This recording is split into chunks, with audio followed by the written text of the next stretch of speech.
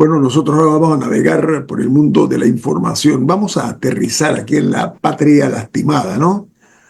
A ver, el calendario indica que ya van más de 63 días de huelga de los señores educadores y señoras educadoras, por una parte. Por la otra, el tema de Bocas del Toro, provincia olvidada, ignorada por décadas por varias administraciones.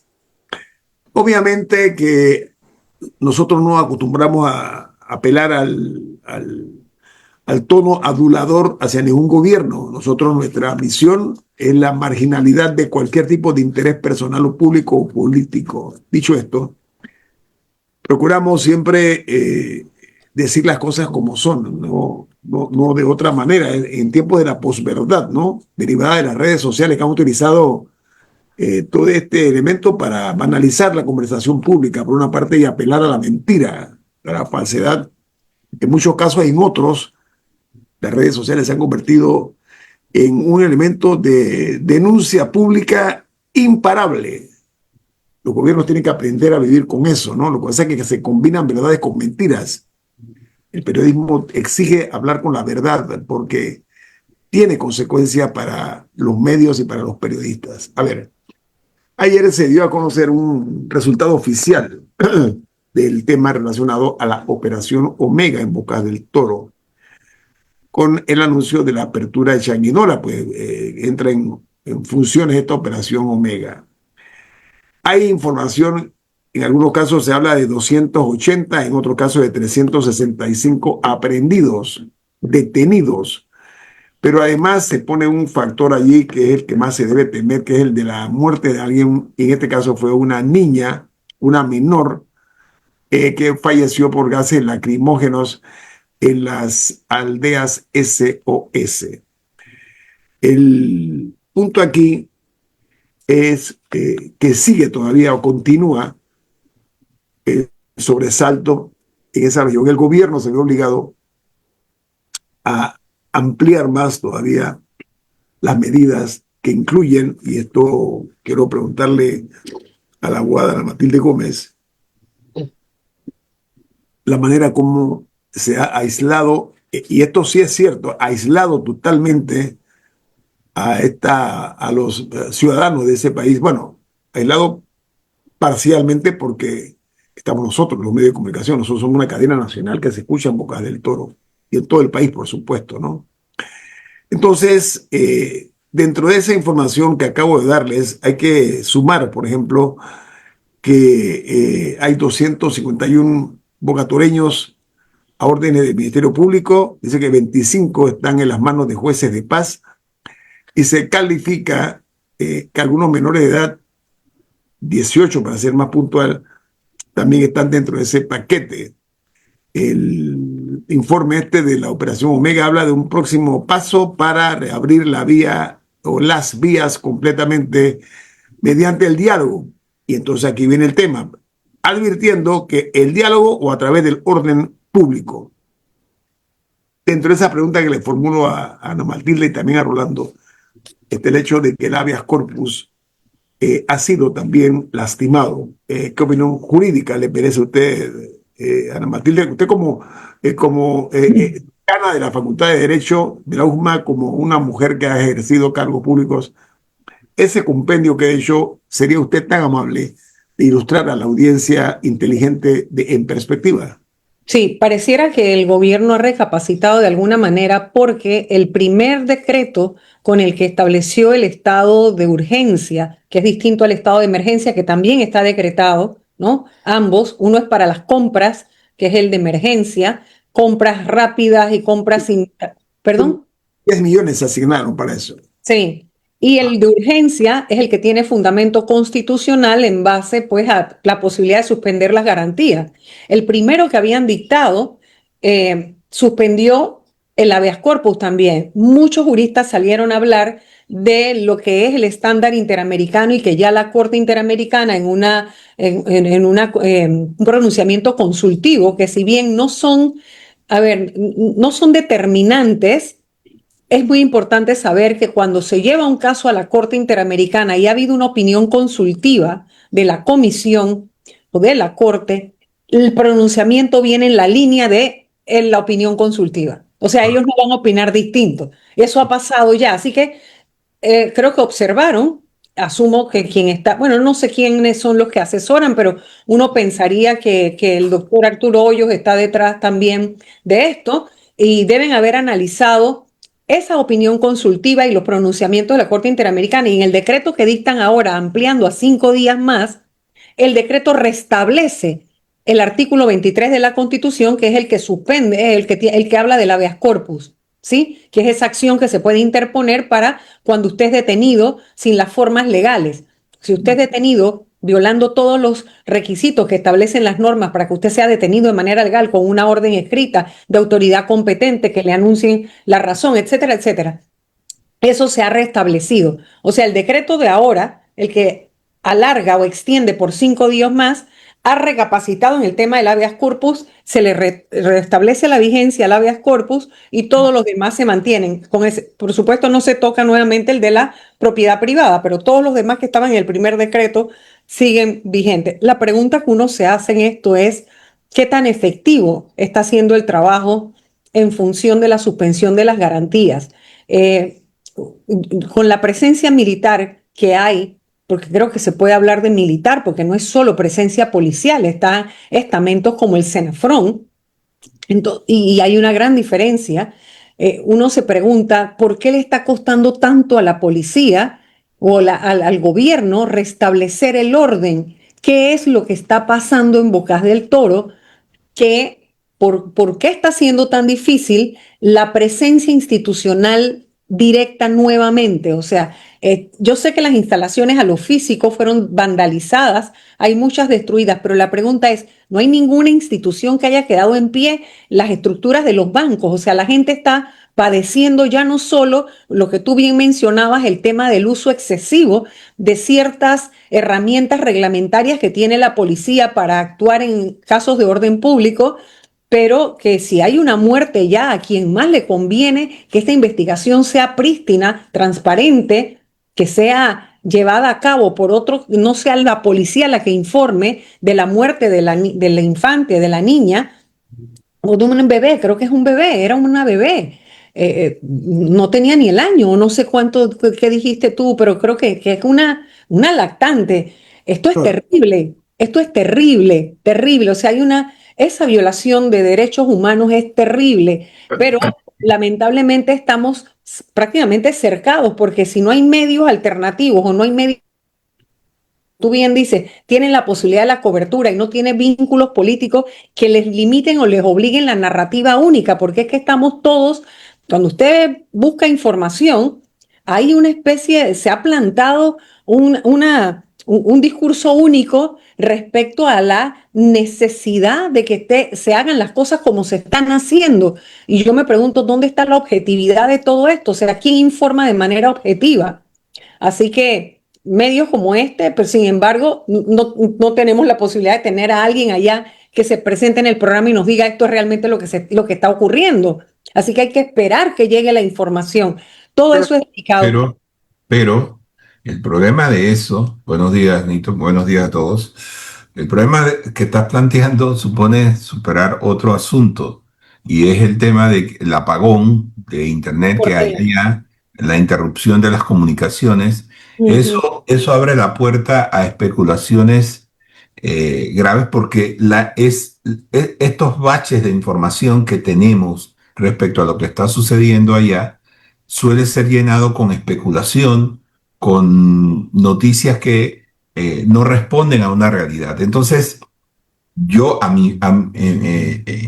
en mi opinión, me parece un error cerrar el apagón de sí, Internet, sí. que además supone otros problemas, porque allá debe haber miles de personas que están suscritos a servicios de Internet y que no lo están recibiendo por culpa del gobierno. Entonces yo empiezo a preguntar, si esto se extiende más, ¿quién va a pagar esa factura? Y la población No, bancarizada. o aún si no se extiende, va a haber un reconocimiento por los días estos que nadie tuvo acceso a nada. ¿Y Exacto. quién se encarga? Sí, y es que mira, lo que a mí me preocupa desde el punto de vista jurídico, estos son estados de excepción. Entonces, realmente nos llevaron a tal nivel de desesperación que lamentablemente mucha de la población no adecuadamente informada y no adecuadamente formada empezó a aplaudir la medida y a pedir la medida. Estos son casos muy extremos que deben ser no solo de temporalidad, sino de suma y verdadera urgencia. Entonces, la pregunta que uno se hace es, ¿cuántos días necesitas si tú eres la fuerza, tú eres el poder? ¿Cuántos días necesitas para restablecer el orden? Vamos a ampliar después del corte comercial, perdón, porque queremos cumplir con nuestra misión como medio y como programa de opinión. Nuestro propósito, nuestro objetivo, particularmente o entre otras cosas, es crear conciencia, hacer docencia para crear conciencia. Vamos al corte comercial. Esto es En Perspectiva, un programa para la gente inteligente como usted.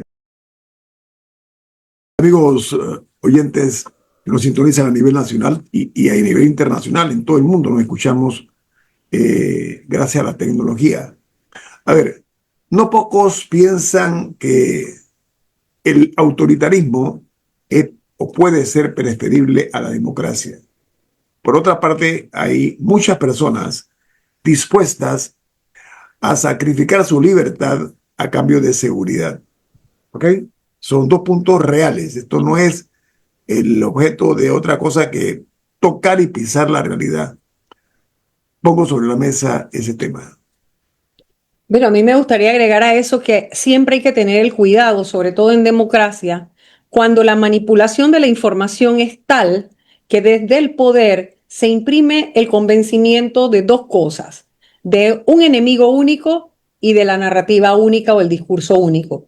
Porque uno puede caer en esa trampa de no cuestionar y de no criticar y de repetir lo que desde quienes ejercen el poder o quienes tienen el poder, en este caso el poder público, el gobierno, reparte como a los medios no independientes o a los que están comprometidos como el discurso único y uno queda repitiendo lo mismo. Esto es un estado de excepción. Nosotros no deberíamos aplaudir. Primero, no debimos haber llegado allí, pero ya estando allí no podemos aplaudir que eso se demore, que eso se alargue, porque además hay una serie de gasto público. Mira, tú hablabas de 3 millones, el nuevo decreto lo sube a 10 millones.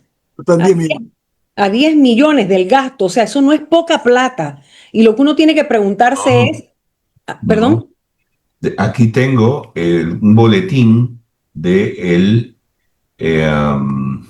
no sé de quién es, pero está informando sobre la extensión de 5 días del estado de de urgencia en Bocas excepción. del Toro. Y uno de sus párrafos dice, la nueva resolución aumenta de 10 millones a 40 millones la suma total Mira tú. autorizada para contrataciones especiales a los ministerios y entidades públicas para la ejecución de obras y adquisición de bienes y servicios que sean necesarios y a precios de mercado debidamente justificados para atender la situación de emergencia en Bocas del Toro. Mira Oye, tú, esa es ley de contrataciones públicas, ¿no? Porque es que estamos en los dos casos excepcionales. Cuando se contrata sin procedimientos o con los procedimientos especiales, que es el de estado de emergencia, que establece la ley de contrataciones públicas, es un artículo de la ley de contrataciones públicas, y el estado de urgencia, que es el artículo 55 de la Constitución. Sí, este permite este caso de la suspensión del garantías, que son los derechos que tenemos los ciudadanos todos por el simple hecho de vivir, en teoría, en una sociedad libre. Y el otro es esa posibilidad de a quién se le dan los contratos, qué se está contratando, qué es lo que se va a construir o a reparar o a contratar. Todo eso es importante, pero la ley también permite que el informe sea al final del gasto. Por eso hay que estar tan pendiente. Por eso, como decían ustedes, es tan importante el tema de las comunicaciones, porque cómo tiene uno acceso a saber de manera inmediata para poder parar un acto que, sobre pretexto, con el ropaje de legalidad, enmarcado en la contratación de emergencia, no termine favoreciendo a grupos de interés o a grupos cercanos al gobierno. voy para allá. A ver, la experiencia, la piel maltratada nos recuerda que en casos de esta naturaleza siempre hay avivatos, siempre hay oportunistas, siempre hay los que aprovechan la tragedia para hacer negocios. Ok, eso es parte de la idiosincrasia de lo que es el manejo de la cosa pública, lamentablemente. Ayudar al amiguito por aquí, al copartidario por acá. No estoy diciendo que sea así, solamente estoy advirtiendo. Pero la historia lo ha demostrado que es así como tú lo dices. Mira, pero además yo te voy a decir una cosa, Nito. Cuanto a los ejemplos de este tipo de eventos, llamo la atención porque será muy lamentable que se repita la historia. Como dicen, la historia se repite en espiral. Ojalá esta sea la excepción, Rolando, y después Camila. Como decía Santayana, el que olvida olvida el pasado está condenado a repetirlo. Si van a hacer compras por 40 millones por un método que obvia la ley de contrataciones públicas, entonces debería ser específicos en decirnos quién, cuándo, cuánto y dónde. Yo no estoy de acuerdo con este tipo de anuncios diciendo, bueno, vamos a invertir o vamos a gastarnos 100 millones de dólares en Bocas del Toro. Sí, pero ¿en qué?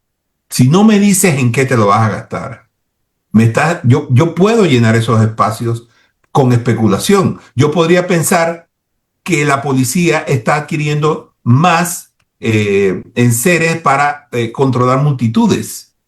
O yo podría pensar que allá se están haciendo negocios de los que tú estás diciendo para favorecer grupos afines al gobierno. En fin, si tú no me dices en qué se va a gastar, a quién le vas a comprar, para qué lo vas a usar. ¿Y por qué? ¿Y por qué? Y por qué, en efecto. Entonces a mí no me sirve de nada esto. Puedes decir 100 millones, puedes decir... Rolando, y además que es hasta, escuchen, es hasta el 31 de diciembre de este año, no es que es durante un mes y que lo vamos a realizar, es hasta final de año. No, y eso tiene que venir acompañado de un reporte, porque puede haber situaciones, hay situaciones en las que se necesita que el Estado pueda ejecutar presupuesto rápido, y pongo el ejemplo de otra crisis, la de Azuero. Ahí el Estado, en un momento creo que, me parece haber escuchado que habían repartido 600,000 botellas de agua. Esos son momentos cuando tienes que cerrar una potabilizadora y la gente necesita agua ya, que el Estado tiene que tener la capacidad de desembolsar rápido para poder distribuir. Así es. Pero tiene que ahí ser, sabemos, pero tiene que haber un informe. Sí, claro. Ahora, el informe, la ley, el informe, Camila, la ley habla del informe, pero es al final del gasto. Y cada ministro es responsable de lo que haya dispuesto. Pero por eso es que es tan importante que haya comunicaciones. Lo que pasa es que en el caso de Boca se están combinando dos situaciones excepcionales. La compra y la imposibilidad de tener acceso inmediato a la información por el corte de las comunicaciones o el bloqueo de las comunicaciones. Creo que un poquito es que la situación de Bocas es totalmente distinta, aparte de la grave alteración del orden público que no terminan de decirnos si está o no está controlada.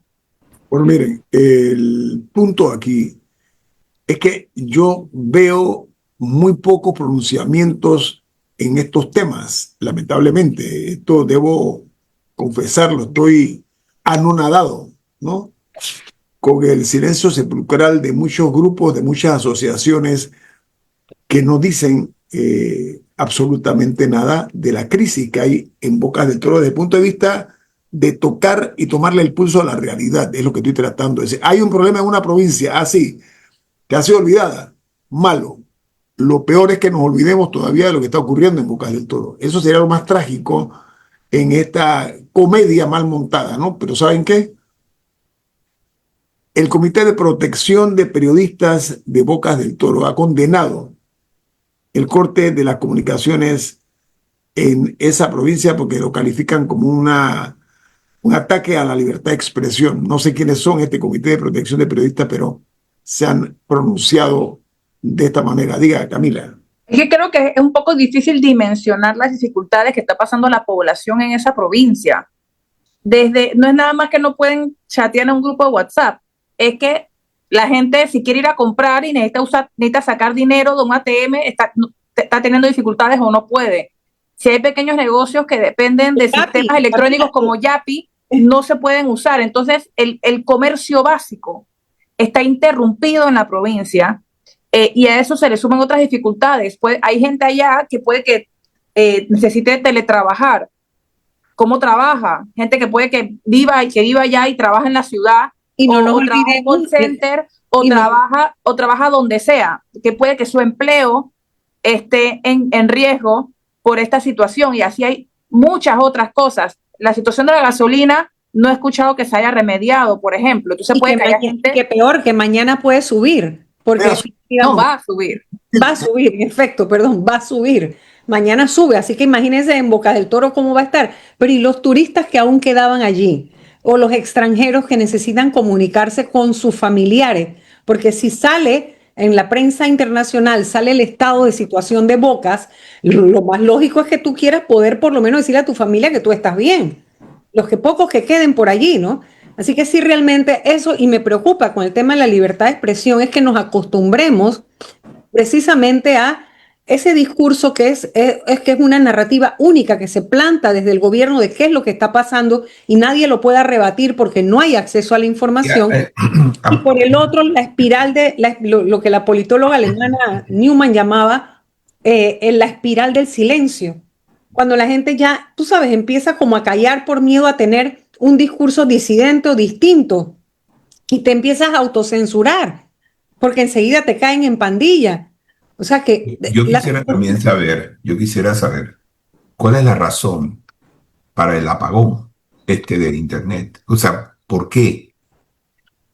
Me pueden decir que, bueno, para evitar las comunicaciones entre los grupos que están haciendo están esto. en la rebelión. Ajá. Pero al mismo tiempo yo me tengo que preguntar cómo es posible que perjudiquemos a toda una población que podría alcanzar las 200.000 personas por pequeños grupos. Es decir, ¿cuál es la incapacidad? Eso habla mucho de la incapacidad que tiene el gobierno en controlar este tipo de cosas. Yo Así me es. estoy preguntando cómo se puede perjudicar todo esto que dice Camila: comercios, bancos, comunicaciones, trabajo, un montón de cosas. Hablemos de la economía en términos generales, ¿no? Exacto. No, porque puede que hasta el chichero dependía de que la gente le pudiera comprar, y la gente no tiene efectivo porque no puede usar el ATM y no le puede pagar ni por Yapi. Entonces, ¿qué tienen que hacer? ¿Sal por chicha? Bueno, ayer yo vi la entrevista de un muchacho bastante joven, yo creo que no pasa de los 30 años, y él decía, salí a la calle a ver qué puedo conseguir, porque mi esposa cobró, porque ella sí trabaja, dijo, ¿no? Ella cobró, pero no podemos usar la plata, porque no hay, o sea, no tenía la posibilidad de hacer el uso de ningún sistema electrónico o digital de manejo de dinero. Bueno, Entonces, esto, a entender, es que hay una, digamos, precaria tregua, porque la solución debe haber llegado con la cantidad de unidades de las fuerzas de seguridad desplegadas en ese sitio tan pequeño. Hombre, invitaba a decir qué bueno que ya esto va a apagar ese fuego, ¿no? O ese inicio de fuego. Como no hay información precisa y sobre todo veraz, esto se presta entonces a la especulación. no, y también a la duda de que le dices al crimen organizado cuánto tiempo te toma a ti restablecer el control territorial de tu mando. O sea, esa fragmentación que hubo allí, que tuvo, de acuerdo a lo que anunció el ministro de Seguridad, penetración de las pandillas, la pregunta es qué mensaje estamos mandando. O sea, cuántos días le puede tomar a la autoridad restablecer el control territorial. No, espérate un momentito, pero además, qué triste tener que aceptar que con este tipo de protestas cívicas es que se dan a conocer que en esa área hay pandillerismo de alto nivel, por usar un término, ¿no? Eso es muy triste. Habla muy mal de lo que es conocer una región. Vamos al corte comercial. Esto es En Perspectiva, un programa para la gente inteligente como usted. Otro de los temas que vale la pena analizar, desmenuzar, desgranar, es la toma de decisiones en cuanto a la escogencia de quién va a presidir la Asamblea Nacional, que no es poca cosa, sobre todo en tiempos barruntos como estos, en tiempos que tenemos nosotros. Me refiero particularmente que ya supuestamente va la presidencia de la Asamblea, las manitas van a estar, las manitas están pintadas, las uñas están pintadas, es lo que se está diciendo, ¿no? Que va a ser una dama. En este caso sería otra dama, porque la actual es una ciudadana de la provincia de Coclé. Entonces, se está especulando mucho acerca de, hombre, lo propio es las negociaciones, los puntos de acuerdo, pero al final del día lo que tenemos que ver es cómo esta asamblea mantiene el ritmo que ha tenido hasta ahora, o se renueva, o tiene una nueva dinámica, o cuál va a ser el enfoque que va a tener este importante órgano del Estado. Entonces ya se habla de acuerdos, lo cual también, repito, es normal, pero en otras ocasiones hemos sido testigos de matrimonios de conveniencia. Discúlpenme aquellos que piensen que el matrimonio como es tan sagrado, pues no, el matrimonio de conveniencia, hablando brutalmente sincero, ¿no? Por una parte. Por la otra hay arreglos de orden económico. Sí, así de sencillo. Tú me das a mí la comisión de presupuesto, Eso es normal en la política criolla y creo que es aceptable también. En la política en general. Por eso es aceptable. Sin embargo, también hemos sido testigos que hay relaciones antinatura, ¿no? Tú dices, pero espérate, ¿cómo es que estos se unieron con estos siendo enemigos furiosos? Es que la política es el arte de entenderse, independientemente de los sentimientos o resentimientos del pasado. Dicho esto, hay factores que están allí, así como un péndulo, ¿no? Un péndulo que se mece. Y lo interesante, yo quisiera comenzar con Ana Matilde, que fue diputada de la República. En este momento, ¿qué está más en juego, en su opinión, Ana Matilde, en cuanto a la decisión de escoger a tal o cual como presidente y junta directiva de la Asamblea? En este momento es más importante, considero yo, la posibilidad de que la Asamblea Nacional se convierta en un fiel de la balanza y rescate la institucionalidad perdida. Y para eso tienen que superar esas viejas rencillas de yo no hablo con fulano, porque hay que ser estratégico. Y en este momento, lo táctico impone lograr el poder para hacer los cambios y las transformaciones necesarias a lo interno. Y si eso implica que se tienen que sentar con fulano y mengano, que se sienten, pero lograr hacerle un contrapeso a lo que significaría un enclave mucho más evidente del poder de Ricardo Martinelli en controlar el primer órgano del Estado. O sea, el manejo político. Si Shirley Castañeda representa el poder de Ricardo Martinelli, esa es la fuerza política detrás de ella. Y la pregunta es... Presidente Ana Matilde, que el principal reto o desafío está allí, es lo que usted está diciendo. El principal reto está en lograr hacer una fuerza de oposición a esa y que logre los votos para poder hacer las transformaciones que se requieren. Y si para eso hay que apretar un par de cuellos, hay que apretarlos. Pero, o sea, es crucial tratar de lograr sacar ese Ana Matilde, yo me pregunto, ¿Shirley es oficialista o es de oposición? Shirley es martinelista, Bueno, eso no tenga la menor duda.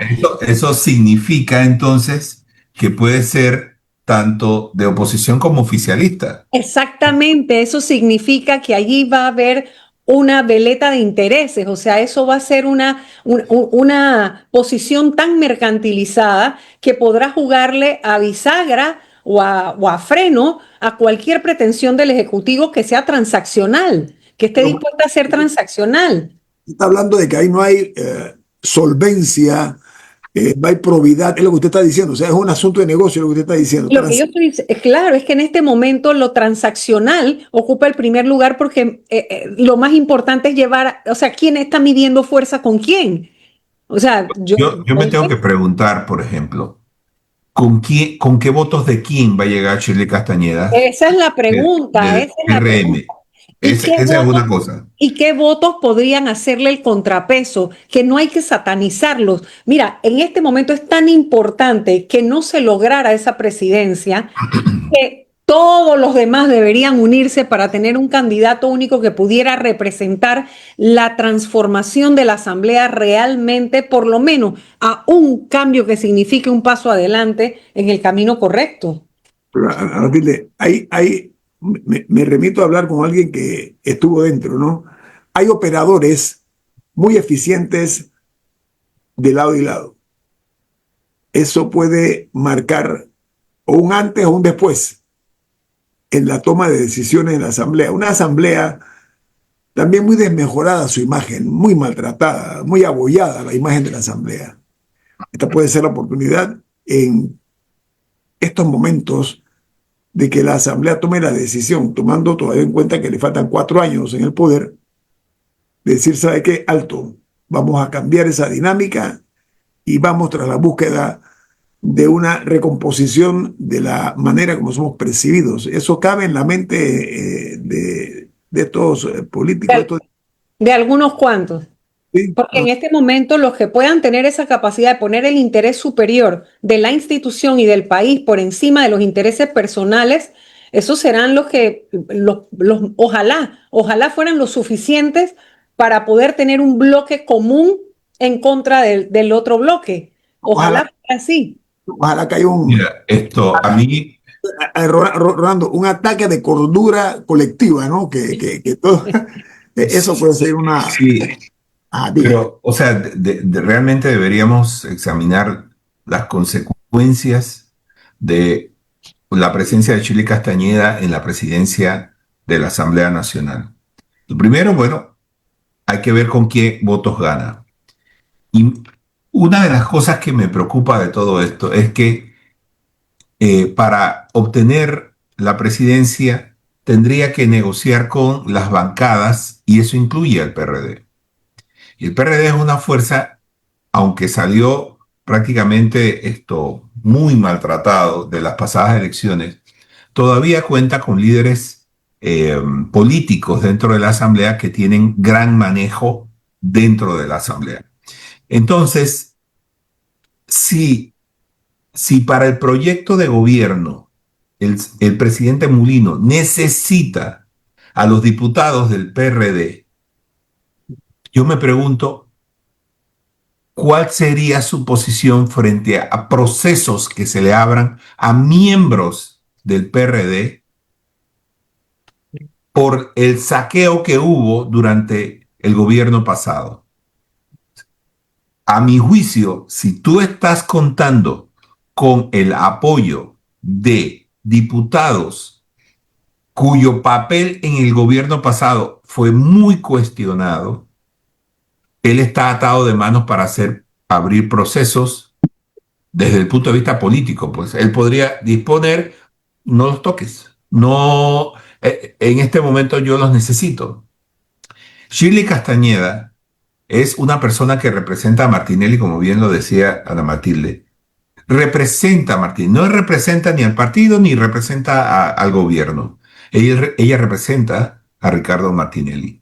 Así que las decisiones que ella tome en gran medida estarán enrumbadas por orientaciones, por líneas que trace el señor Martinelli. ¿Eso es conveniente para Mulino? Esa es la pregunta. Viéndolo así de soslayo, ¿no? Sin entrar en profundidad por ahora, por supuesto, ¿no? Primero, yo soy de la opinión que hay que robustecer la autonomía de la Asamblea. Eso primero es necesario, por una parte. Pero está el dulce placer del engaño de los políticos hacia lo que es la realidad, lo que están pensando.